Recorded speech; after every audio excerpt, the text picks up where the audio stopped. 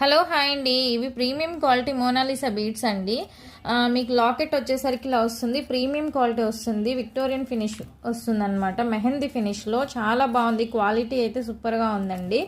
With ear rings కూడా వస్తాయి. నేను ఈ లాకెట్ని వేసానండి. మీకు ఓన్లీ చైన్స్ కాంబో ఆఫర్ గురించి ఇప్పుడు చెప్తున్నాను.